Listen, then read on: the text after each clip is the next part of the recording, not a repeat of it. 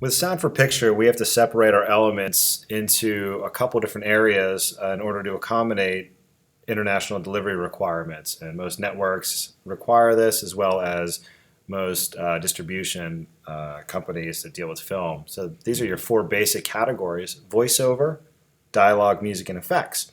Because of this, it makes sense to have a template set up so whenever you receive your media that you're going to edit and mix, that you can have your routing already set up. Some folks do this with music sessions. We do the same thing in sound for picture.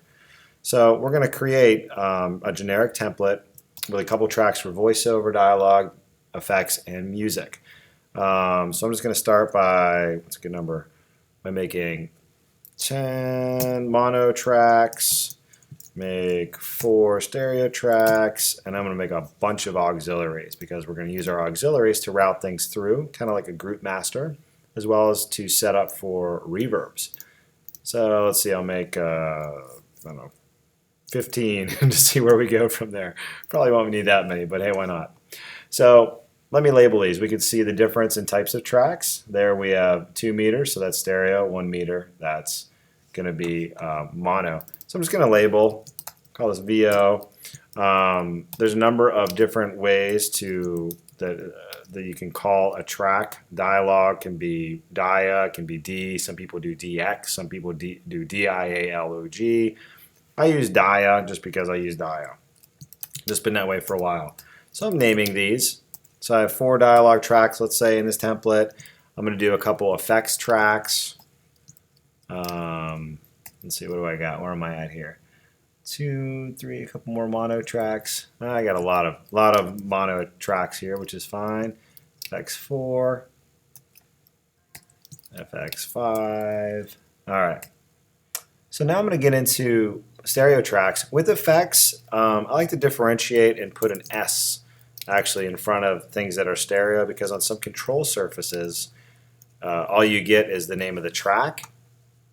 And so and it doesn't necessarily tell you whether it's monophonic or polyphonic. So if I see an S, I'll know something is stereo that isn't naturally stereo, such as music. Music is naturally or generally stereo, so I don't need to put an S in front of that. But for sound effects, because I have mono and stereo sources, I'll sit there and make things indicate that with an S. So you see here I've got a VO, a couple dialogue tracks, some effects tracks, music tracks. Now I go to my auxiliaries.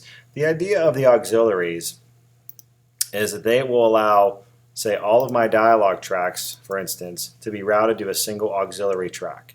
That way I can control the overall level and the overall feed of that dialogue, all those dialogue tracks, through this one particular aux. Auxiliaries are there to allow audio to flow through them. And so that is their purpose. We can do additional processing and manipulation, which is helpful, such as equalization, compression, limiting, or even reverbs and spatial type of processing. So I'm going to create an auxiliary for each of my groups. I'm going to have a VO, and I just call these masters. So I abbreviate that with M. So VO M, dia M, FX M, and music M. Now the whole thing needs to come together. All those elements, those 4 elements, come together to form our full program mix. You can call it your program mix, your full mix, your 2 mix if you're dealing with stereo. Some console manufacturers have different things. API, I believe, has PGM. Some other manufacturers will have different names for this. You can call this what you want as long as it makes sense. Always think, if I give this to somebody else, will they be able to figure out what I got going on here? So think about that anytime you work on something. So I'm just going to call this PGM for program. So let's start with this. So I have a bunch of things, and we'll worry about these later. These are going to be for reverbs later on. I think I made too many, but they're going to be for reverbs. Actually, let's set them up right now. Why not? Don't normally set up a VO reverb. Not typically, just given the nature of VO, not typically adding a reverb to it. I will add reverb to dialogue. And instead of writing reverb or verb, I typically just put V, because I know that dia, V stands for dia verb. Why not do that, right? Let's go verb, that way we know what it is. Even better. So, and then music verb. All right. So I'm actually going to clear out some of these tracks while we're waiting. while we're sitting here doing some other stuff. So I'm going to delete these extra auxiliaries just to do it right now. Delete. Okay, so let's start with our routing. Right now everything is going to analog 1 and 2, which isn't serving the purpose. So I'm going to go into my I/O and look at my buses. And you see here we have just a couple buses. I'm going to rename these buses so that it'll be easier for me to tell where things are going to go. So I'll label these relative to where their destination is. So anything that says VoM is going to go to the VoM, the VO master. Anything with dia M is going to go to the dia master, etc. I'm also going to need reverbs, PGMM, and we'll do 3 reverbs here. Dia V verb, effects verb, and music verb. I'm going to return. There we go. Okay. Oink. So now I just go through and I select. I allocate things to their appropriate output. So because it's voiceover, I'm going to put it to voiceover. Dialogue is going to go to dialogue M. That means that the output of this is now going to go down here to this guy. I can do multiple channels at once by clicking, shift click, and then if you press shift and option at the same time, shift and option, this will allow all of these to be assigned to dialogue master at the same time. So that's kind of handy whenever you have a lot of tracks. So for here, click, shift option, and then I look for effects. Just kind of a little shortcut. And then music, same thing. Good. Now I'm going to make the inputs. This is obviously VoM, so I want that to be the source. Dia M, effects M, and muse M. Now all of these guys, when summed together, as mentioned, create my full mix, my program mix. So I need all these to then sum over to here. So I'll do the same thing. Send these all to PGM. Doink. Now I need to set this input as PGM. So let's go from there. And I'm just going to just test my signal flow really quickly. I did that by pressing Control Option Command and the up arrow, and it fit all my tracks into my screen space. Control Option Command up arrow. I'm going to stick a signal generator on here just so that we can see signal flowing. I'm going to go pick noise. And what we see, it's going from here to here to here. How can I verify that? Well, if I mute this, it doesn't go anywhere else. If I mute this, it's not getting to my PGM. And if I mute my PGM, we know it's not going somewhere else via another route. So that verifies that this is set up appropriately. So I'm going to drag this down and do this for my dialogue. Same thing. I mute this. Doesn't go anywhere. Mute my master. Nowhere. Mute my PGM. I still don't hear it. So I can do that for all my tracks if I'd like. I'm not going to because I know it's going to work. Now here's something actually. Check this out. If, say this was a signal and I wanted to solo it. Say I have a couple, we'll make this pink noise. I have different signals, okay? White noise and pink noise. If I want to solo the white noise, look what happens. Everything goes away. I can't hear it. I'm soloing it, but I can't hear it. How about this guy? Same thing. Problem being is everything's flowing through here and it hits this dialogue master. But this dialogue master, we have that button there, which is our solo button. I'd have to press that as well.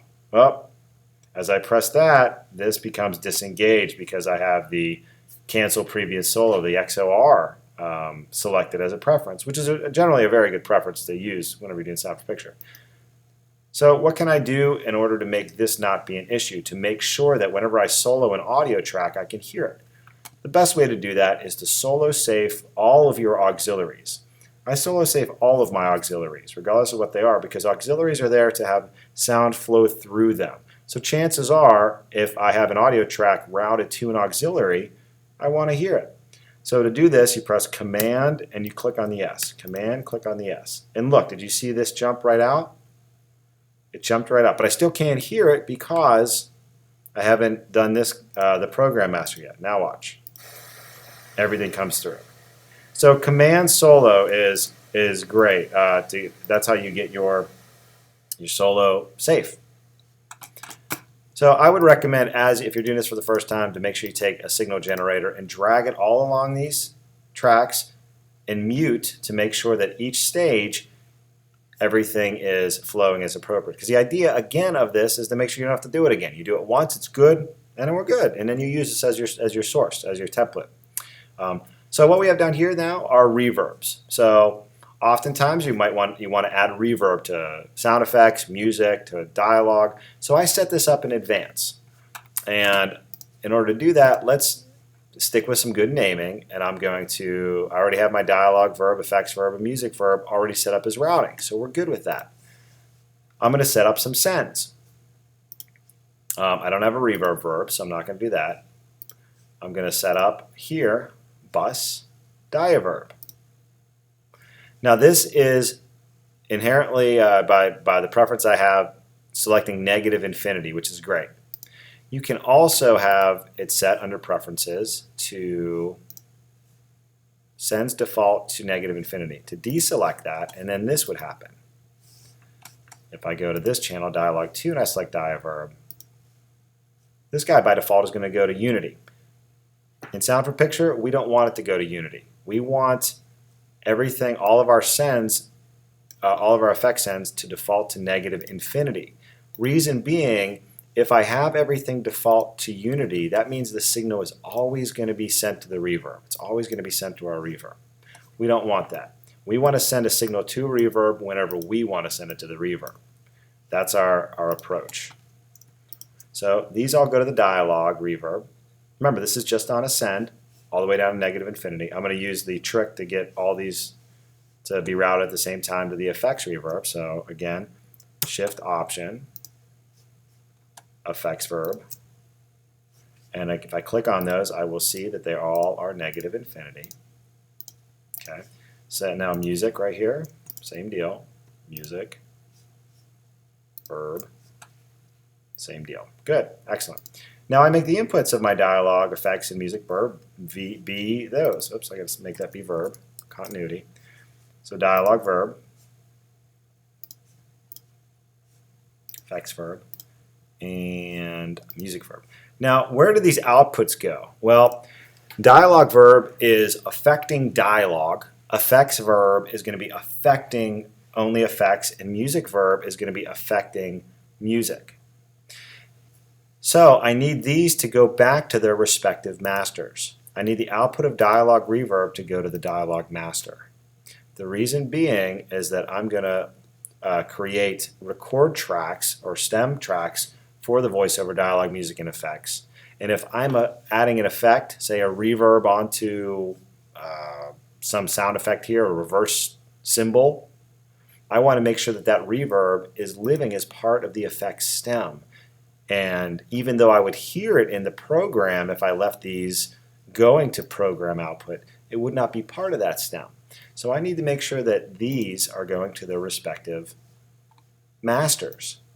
All dialogue, regardless of what it is, runs through there. All effects, regardless of what they are and how it's being processed, run through there. And so I have to maintain that. So make these guys be effects master, and this guy be music master.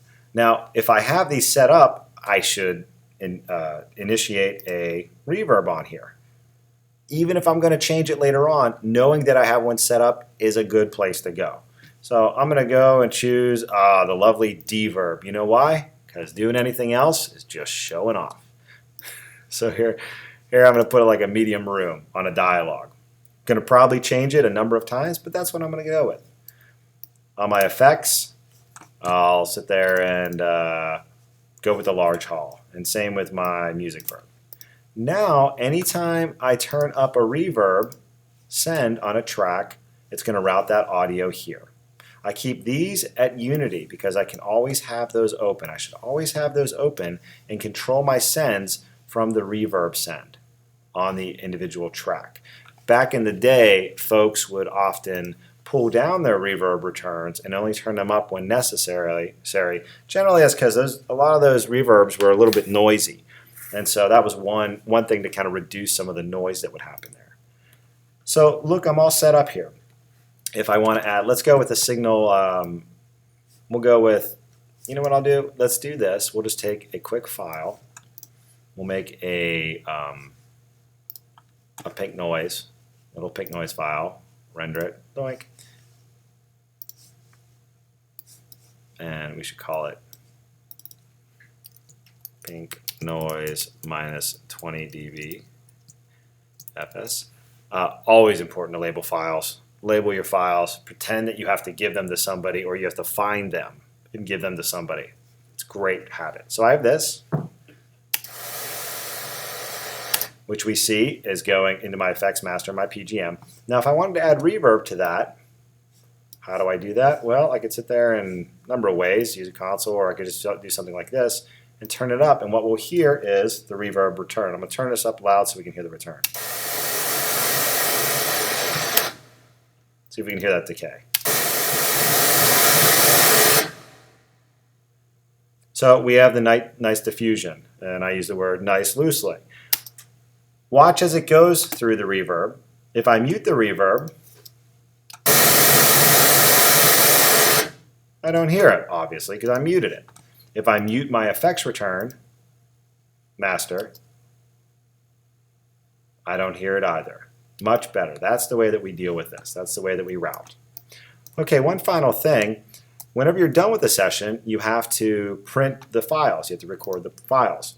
And it's not just recording the mix. It's going to be recording the VoDME as well as some other type of deliverables that may be requested, such as music and effects or mix minus VO and things of that nature.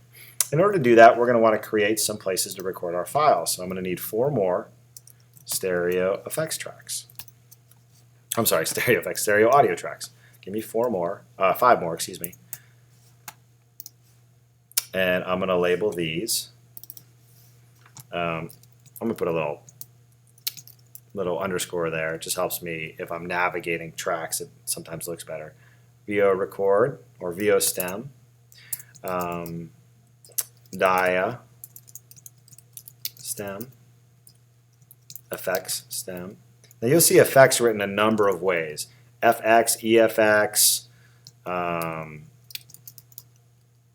spelled out effects, and then PGM. Music sometimes you see as MX, Muse. There's variations. So if you're working for a company or working in collaboration with some other folks, see what they do and go and give their approach a shot. Otherwise, make it something that seems reasonable enough. So the nice thing about having these 4 stems plus the mix is that I can take those and I know that all the elements that are flowing through here and out of here create those stems and then the final mix. So I'm going to want to have, for instance, my VO not only go to the program, but also go to this VO stem so I have all my narration isolated. So I'm going to set up 4 more 4 more buses. And this way, it'll just make routing a little bit easier. Dia stem, FX stem, music stem, and then I need a PGM. So I'll do a new path, stereo path, sure, auto create subpaths, that's fine, and we'll call this PGM stem. Hit OK. And you guessed it, we're going to make this be VO stem in, dia stem in for my dialogue, effects stem in, music stem in, and then PGM stem. PGM stem.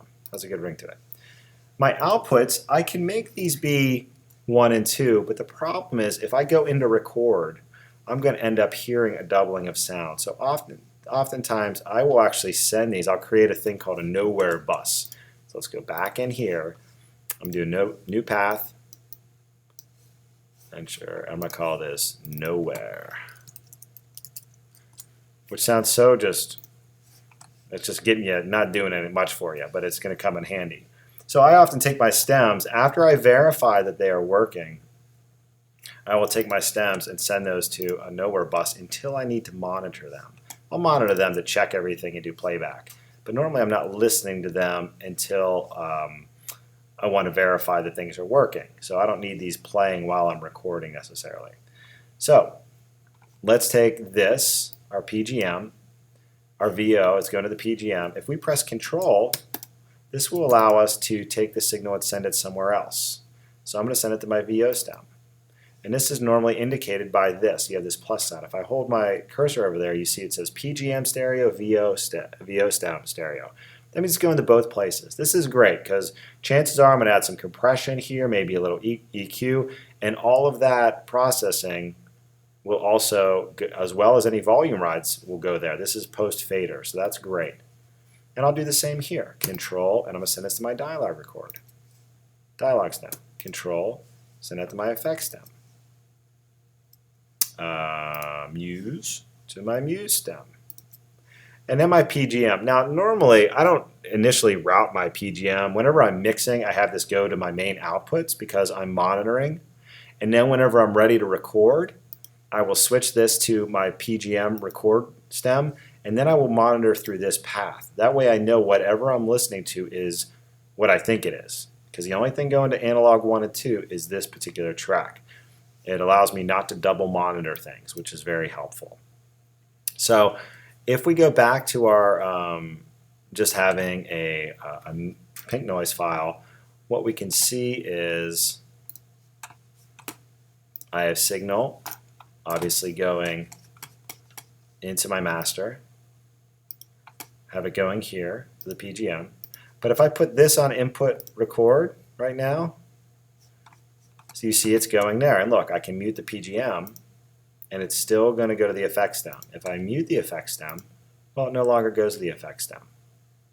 So whenever I'm done with the show and I'm ready to record and create the final files for delivery, I'll have all this set up. I'll drop into record, change my PGM output to change my output from from analog 1 and 2 to PGM, and then it will go there. So right now, if I go like this and I switch this to PGM, let's put this on input. I switch this to PGM record. Now it's going there. So now my signal is flowing. So I hope this was helpful. This is a VoDME routing template. Something I didn't mention that I should have, 48K kilohertz is the standard sampling rate for sound for picture. Varying bit depths of 16 or 24. 24 is very typical, though you'll come across 16. And always make sure your pan depth is at -3. BWF is our file format of choice, in particular with sound for picture because of the metadata aspect, such as timecode. And interleave files are great, so go with those. There you go. Hope this was helpful.